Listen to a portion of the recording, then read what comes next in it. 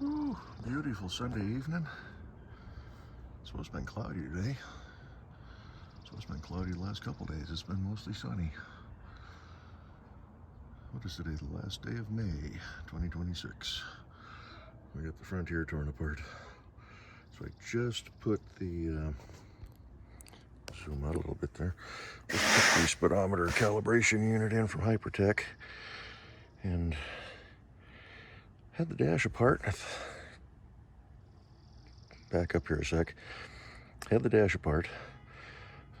A while ago, I bought a start-stop delete harness. And I couldn't get it installed. I had the center console, as I do now, torn apart. And I couldn't get this climate control panel off. It's on there too good. I can't see any bolts or anything. So rather than break it, I thought, well, I'll hold off. Although I tried disassembling it again, but to get the speedometer calibration unit in, we had to pull the dash cowl off to get to the instrument cluster, to pull it out, to disconnect the wire, to put the inline wire harness. Hardest part about that is the vinyl leather shroud down in here. Doesn't let you pull the whole thing out, but oh well. But I thought, I had to also drop the lower panel here, and that turned out to be just enough room to get my hand back up in there, find the little release, unplug it, and now, so this is the harness. It's already plugged into the factory side, zip tied it up. I put some black tape over the unused ports. This harness, according to the instructions, is for both the Nissan Sentra and the Nissan Frontier. So I'm thinking these are for the Sentra. So there's your little relay deal. So this needs to go back up behind. Hopefully I can orient it properly. Get it plugged into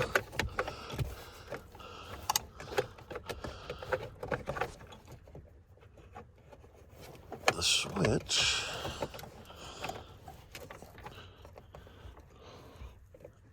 Which is right there. Yep, we're upside down. Working blind. I think we're upside down. I just lost it.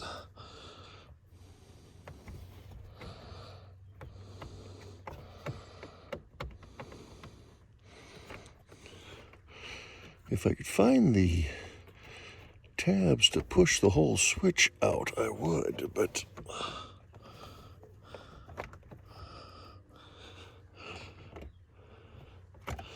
oh, come on. Anyway, you get the gist. It's not the easiest thing to do. Working.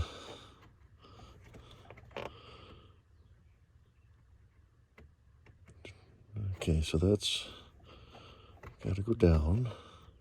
I think I'm doing it right. Anyway, that's how you get in there to do that. This is not a how-to, this is how I did. So I'm gonna fiddle fart with that, get that plugged in, delete the start-stop function on this thing, because it's really annoying. That's the one thing the current administration has done that I totally agree with, is eliminating that feature. It's just nerve-wracking when you pull up to a stoplight and the whole car just stalls. So, anywho, yeah, the instructions are for the later models, 25 and 26. They redid the dash. It's different getting all this apart, so I had to pull the, like I said, pull the understeering wheel shroud off, and that got me in there. But now we need to figure out how to get it plugged back in. So stay tuned for a driving video where we'll talk about if everything works or not. So thanks for watching. I know it's not a great video, but hopefully it'll help somebody. Bye-bye.